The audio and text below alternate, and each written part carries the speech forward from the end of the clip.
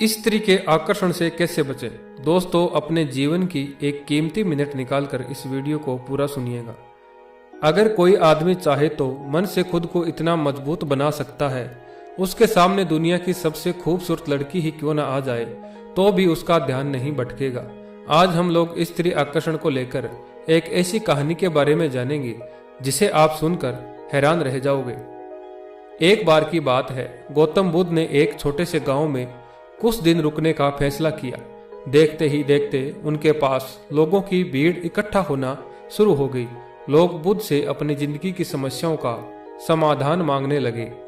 कुछ दिनों बाद एक स्त्री गौतम बुद्ध से मिलने आती है और उनसे कहती है कि आप तो किसी बड़े राजा के परिवार से लगते हैं, फिर आपने जवानी में ही ये सब कुछ छोड़कर संन्यास क्यों ले लिया?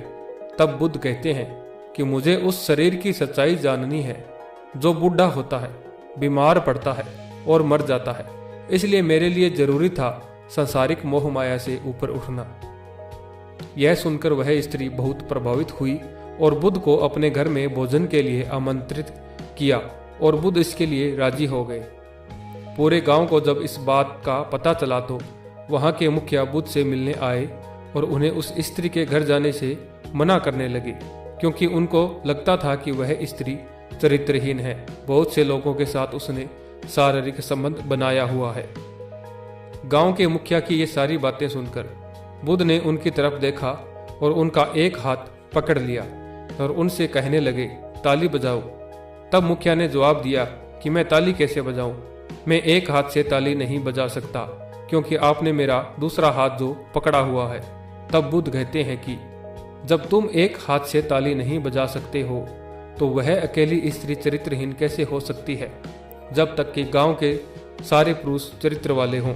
जरा खुद सोच कर देखो, अगर उसने पुरुषों के साथ गैर संबंध बनाकर अपना चरित्र खराब किया है तो उसमें उन पुरुषों का भी उतना ही हाथ है।